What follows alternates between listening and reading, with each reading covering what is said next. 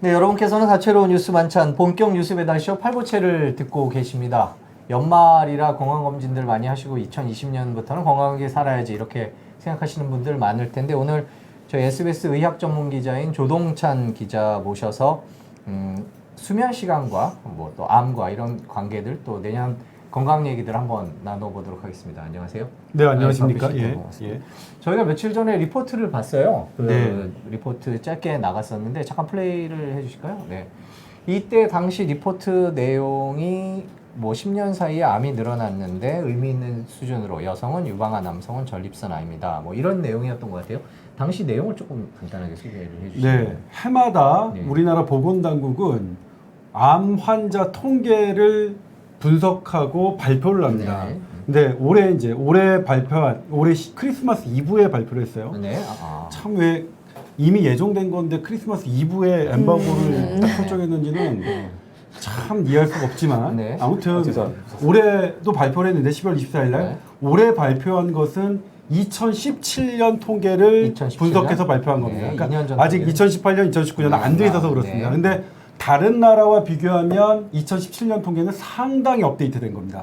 만약 미국 같은 경우에는 지금쯤 2013년, 빨라봐야 2014년입니다. 우리나라는 이제 이게 건강보험 그 국민건강보험 당연지원제라고 해서 이런 것들이 잘 돼 있어서 우리나라는 통계도 빨리 나오는데 상대적으로 빨리 나오는군요. 네. 네. 이번 올해 통계에서는 네. 이제 지난해와 좀 다르게 과거 10년 새 변화들을 한번 이제 분석해 봤는데 의미 있었던 게 네.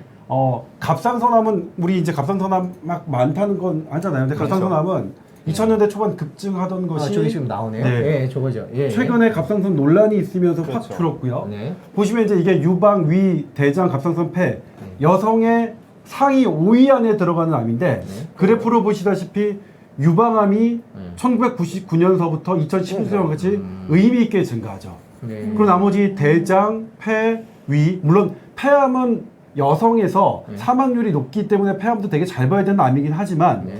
증가율로만 보면 유방암이 상당히 의미 있게 저 증가했던 보라색 게 선인 거죠, 보라색으로 그죠? 예, 붉게 예. 표현된 선이죠. 그래서 유방암이 그랬다. 그 다음에 남성암이요? 남성암 한번 볼 수 있을까요? 네, 남성 플레이 해주시면 다음에 남성암이 나오죠. 네, 남성은요? 남성암도 딱 보면 네. 1위는 위암입니다. 근데 위암을 보면 줄었죠. 줄었네요. 대장도 늘다가 2000년대 한 뭐 중반 이후부터 줄고 있죠. 네. 간도 줄고 있고요. 근데 전립선암 보면 저 밑에서 시작해서 의미 있게 계속 들어갔죠. 원래 99년도에는 전립선암이 한 9위 정도 했던 암인데 네. 지금 5위까지 치솟았습니다. 그러니까 현재 우리나라 암의 10년 추계를 보면 네. 여성은 유방암이 가장 의미 있게 증가하고 있고 네. 남성은 전립선암이 가장 유의미하게 증가하고 있다. 이렇게 한눈에 알아볼 수 있는 거죠. 제일 궁금한 게 그러면 왜 다른 암들도 다 무서운 암들이다 뭐 이렇게 얘기하는데 특별히 유방암과 전립선암이 늘어난 이유는 어떻게 보십니까? 일단 유방암과 전립선암은 원래 서양에서는 계속 압도적인 뭐 1위 암이었어요. 네. 그러니까 지금도 미국에서는 전립선암이 남성암 1위 암이다. 근데 1위입니다. 그런데 그러면 이제 우리가 서구적인 패턴을 따라가고 있는데 문제는 여러분들 뭐 뉴스 많이 보셨을 거 아니에요. 대장암, 위암 왜 증가하냐 할 때 네. 서구적인 식습관, 식생활 식습관. 대장암이 대표적인 거거든요. 네. 저 대장암이 근데 서구적인 패턴으로 증가하다 최근에 떨어져요. 빠졌단 말이에요. 네. 그러면 전립선암, 유방암도 과연 서구적인 패턴으로 서구적인 식생활 패턴의 변화만으로 설명할 수 있겠느냐? 그게 라는 퀘스천 어렵겠네요. 마크가 있는 거죠. 사실 여기에 대해서는 결론을 못 내리고 있어요. 그러니까 여러 요인들이 복합해서 그렇겠죠. 어떤 이런 결과들을 도출하겠다고 생각하지만 딱 하나 뭘 딱딱 집어서 과거처럼 그냥 단순하게 서구화된 식생활 습관이다, 서구화된 뭐 우리 생활 습관의 변화다 이렇게만은 얘기할 수 없는 상태가 된 거죠. 그런데 이제 제가 강조하고 싶은 거는 유방암과 전립선암이 최근에 가장 원인으로 학계에서 주목받고 있는 게 뭐냐라고 봤을 때 네. 바로 수면입니다. 수면이요. 유방암은 일찍이 세계보건기구가 야간 빛을 발암 물질로 결정할 때 그 근거가 됐던 게 유방암이다. 왜냐하면 3교대 근무를 하시는 간호사분들이 네. 야간 당직을 한 달에 한 번이라도 더하면 네. 그 한 달에 한 번이라도 더한 것이 쌓이면 유방암 확률을 한 7% 정도 올린다는 게 입증이 됐어요. 미국은 대규모로 간호사의 이런 건강검진 이 자료를 계속해서 쌓아가고 있는데 축적을 해왔군요. 그 대규모 연구에서 그게 밝혀졌어요. 근데 여기서 이제 야간 빛이라는 건 뭐냐면 야간 빛이 왜 발암물질이냐?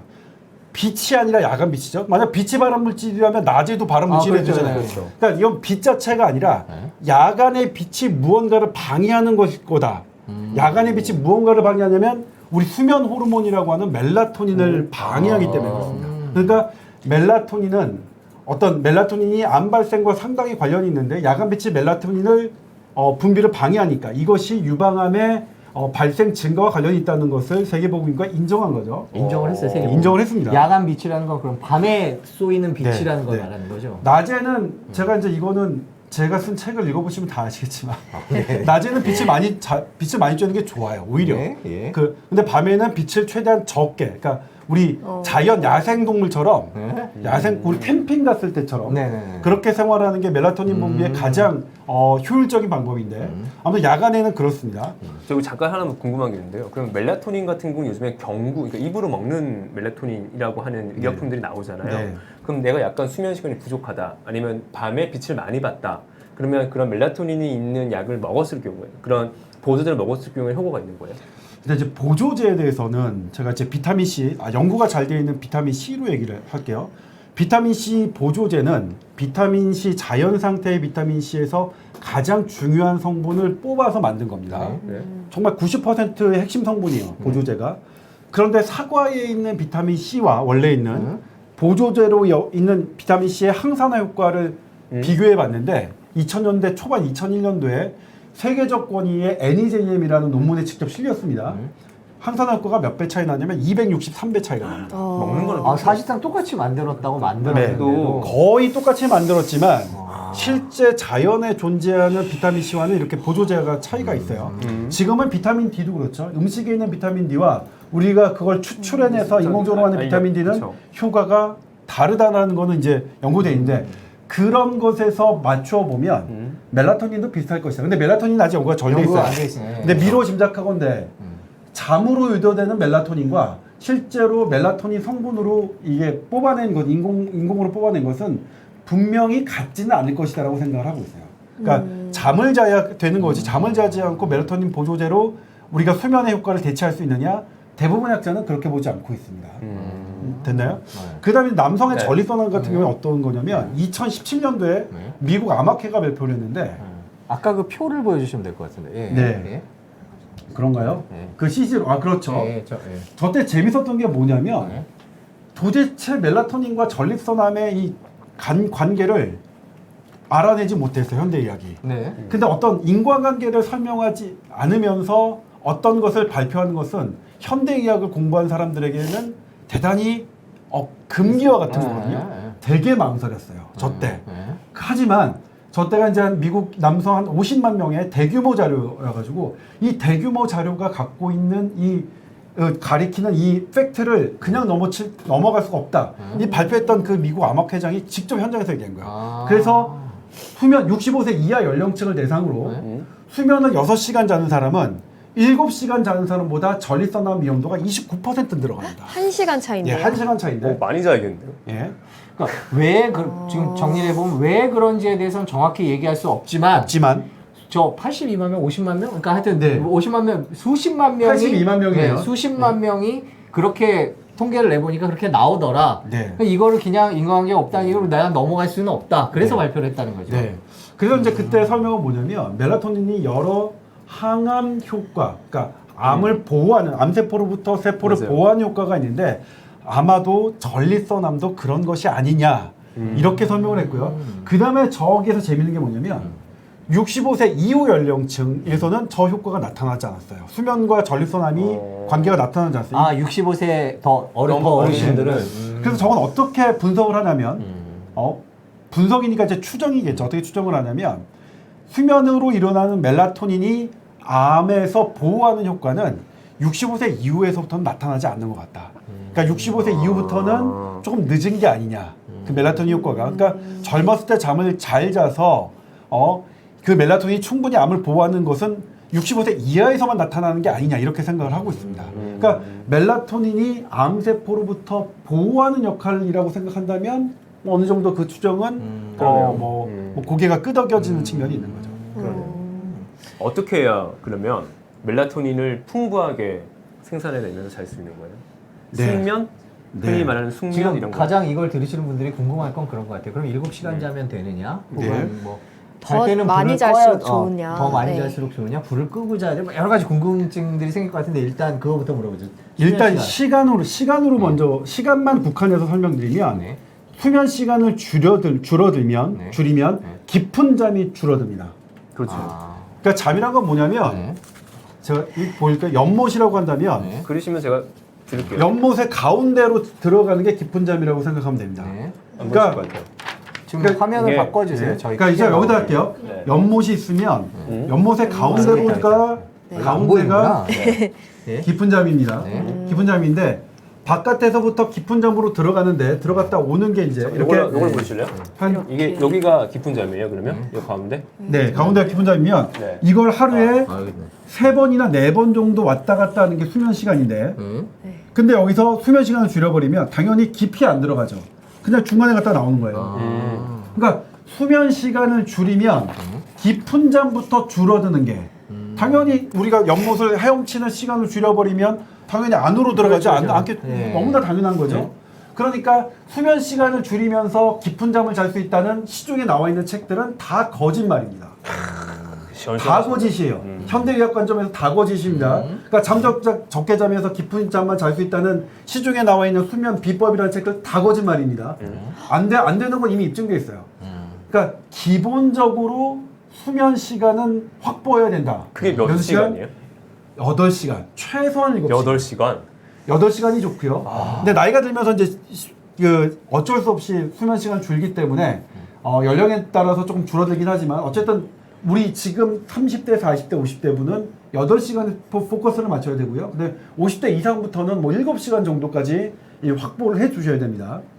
그 다음에 그러면 잠자는 시간만 이게 7시간 자면 다 괜찮은 거냐? 그렇지 않습니다. 우리 대표적인 게 코골이에요. 아, 코골이 있고. 코를 고는 분들은 잠은 깊은 오래 잠을. 자요. 근데 그분들 이 EEG 검사, 뇌파 검사해 보면 다 옅은 잠이에요. 그러니까 내가 잠을 잘 때 어떤 방해받는 요소가 있으면 잠을 오래 자더라도 깊이 잘 수 없다. 그러니까 시간을 확보하는 건 되게 중요한데 방해받지 않게 오래 자는 게 중요하다. 그래서 그런 기질적인 문제, 내 수면을 방해하는 코골이나 이런 게 있다면 그걸 해결해야 치료를 되고, 받아야 되겠네요. 해결해야 되고. 그러니까 대표적인 게 코골이에요. 코골이 수면무호흡증이 있으면 잠을 오래 자더라도 깊게 잘 수 없다. 그렇지 않으면 잠을 오래 자는 게 깊게 자는 것과 되게 비례할 수 있다. 물론 근데 잠을 오래 그런 분들 있잖아요. 잠을 내가 8시간 잤는데 어제 한 뭐 3번, 4번 깼어. 이건 오래 잔 게 아니죠. 그건 오래 잔 게 아니고. 그건 거의 안 잔 거랑 비슷하죠. 그 다음에 그러면 어떻게 자야 되느냐? 근데 이제 하나 제가 먼저 말씀드리는 게 뭐냐면 내가 지금 잠을 잘 못 자는 게 하루 이틀, 한 달, 2달 내가 잘못 생활해서 그 수면 패턴이 깨진 게 아니라는 거예요. 정상적인 수면 패턴이 깨지는 데까지는 상당히 오랜 시간이 걸립니다. 왜냐면 우리 몸은 잠을 잘 자도록 온갖 몸의 시스템이 그렇게 구조화되어 있어요. 그 구조화되어 있는 게 깨진 거기 때문에 그걸 회복시키는 것도 상당한 시간이 걸립니다. 그러니까 우리가 이제 현대의학이 실패한 게 한 번에 잘 잘 수 있는 것 수면제잖아요. 대표적인 수면제로 지금 깊은 잠을 유도할 수 없다. 불면증을 해결할 수 없다는 건 현대의학이 지금 인정하고 있는 겁니다. 그러니까 쉽게 해결되지 않는다. 어떻게 해결해야 되느냐? 전반적으로 나의 건강을 다시 회복시켜야 되죠. 네? 패턴부터. 그러니까 쉽지 않아요. 불면증 고치는 거 쉽지 않습니다. 근데 여기 또 궁금한 게 있어요. 근데 8시간 자라는 얘기는 솔직히 옛날부터 많이 들었던 얘기잖아요. 근데 현실적으로 내가 자고 싶지 않아서가 아니라 대부분 직장인들이나 이런 사람들이 8시간을 잘 수 있는 환경이 안 되는 경우들이 많잖아요. 네. 그러면 예를 들어서 그런 경우는 어떻게 해야 돼요? 내가 8시간을 잘 수가 없는 환경이야. 그럼 최소한 8시간을 못 자는 환경이면 그러면 뭐 시간을 좀 줄이더라도 어떻게 할 수 있는 방법이 있는 거예요? 아니면 어떻게든 일찍 8시간을 일찍 무조건 일어나야 확보를 해야 되는 돼요? 거예요? 그러니까 사실은 환경이 안 되는데 그 환경에 맞춰서 우리가 잠을 잘 자게 하는 방법을 알려달라는 건 뭐냐면 영양소가 아주 제한돼 있어요. 이 제한된 영양소로 우리 몸이 건강하게 먹도록 한번 방법 알려달라. 이런 것과 비슷해요. 비슷한 거예요? 제 질문이 있어요. 사실은 자는 다음 질문으로 네, 수면 주기가 1시간 반이어서 1시간 반, 1시간 반 하시면서 7시간 반 자는 게 좋다. 뭐 예전에 그런 얘기들이 있었는데 네. 그건 뭐 얼추 맞는 얘기인가요? 맞습니다. 그러니까 이게 뭐냐면 그건 제가 결정할 우리가 의지로 결정할 수 있는 건 아니에요. 근데 최정 기자의 질문에 제가 너무 아니야. 냉정하게 답을 아니. 드리는데 그건 내가 결정할 수 있는 게 아니라 나의 결정돼 있습니다. 제 몸에서 알아서 그냥 이게 그러니까 수면 단계 처음에 얕은 잠서부터 깊은 잠 갔다가 다시 눈이 빨리 움직이는 꿈을 많이 꾼다고 알려진 거기서부터 거기까지 쭉쭉 갔다가 왔다가 하는 걸 뭐 3번에서 4번 돌아가는데 그렇기 때문에 그 주기에 맞춰서 잠을 잘 자야 된다라는 건 맞는 말인데 우리가 그 주기를 일부러 맞출 수가 없어요. 그렇죠. 그냥 잘 자면 돼요. 알겠습니다. 그냥 잘 자면 되는데 어느 게 제일 좋냐? 야생 시대로 캠핑을 가면 불과 이틀 만에 우리 무너졌던 그 수면 패턴이 회복이 됩니다. 캠핑. 그러니까 캠핑 가면 그렇겠죠. 불까지 자연으로 나가죠. 그렇죠. 해 지면은 네, 어두워지고. 그렇죠. 예. 그렇죠. 그러니까 우리가 해가 뜨면 햇빛을 보고 그런 의미가 해지면 있군요. 해지면 바로 밤을 그냥 있는 그대로 받아들이면 이틀 만에 패턴은 회복되고 물론 그렇다고 깊은 잠이 바로 회복되진 않습니다. 그러니까 이틀 만에 다시 우리가 다 깊은 잠을 자겠어 하는 것은 아직 우리가 갖고 있지 않아요. 네. 그다음에 수면 등처럼 이렇게 불 켜놓고 자는 건 안 좋은 거예요. 아까 빛과 얘기를. 그러니까 수면 등은 그러니까 아예 어두우면 어두울수록 좋습니다. 근데 수면 등의 특징은 이 멜라토닌을 방해하는 게 이제 밝은 불빛이거든요. 네. 블루라이트하고 하는 네. 블루라이트는 이제 빨주노초 파남보 중에서 파남보에 해당하는 네. 거거든요. 파남보가 이것이 에너지 파장이 길고 그리고 멜라토닌을 더 세게 방해해요. 그러니까 그것보단 낫죠. 네. 수면 등이. 네. 근데 무섭지만 않다면 네. 무섭고 공포스러운 것 자체도 이게 교감신경을 자극시켜서 나의 수면을 방해하니까 무서워서 물 켜놓고 자는 경우 있잖아요. 무서운 사람들은 무서워하시는 분들은 수면 등이 낫죠. 네. 그건 이제 이해득실 좀 따져봐야 되는데 근데 무섭지만 않다면 아주 깜깜한 게 좋습니다. 지금 저희 작가님이 시간이 넘었다고 계속 사인을 주고 계신데 아니, 그나저나 제가 궁금한 게 너무 많아갖고. 네. 조 기자님은 8시간씩 주무세요? 저도 그게 제일 궁금해요. 질문이네요. 네. 그렇지 못하고 아니, 있고요. 우리- 네. 그래서 이제 주말에 몰아자기를 그 몰아자기 효과 없다는데. 아니죠. 2시간 이내 네. 내 평소의 수면 패턴을 2시간 이상 넘지 않는 상황에서 네. 내 평소 자는 시간보다 2시간을 넘지 않는 상태에서는 괜찮습니다. 네. 그러니까 내가 그 이상을 자면은, 네. 그래서 둘둘 법칙이라고 하는데 네.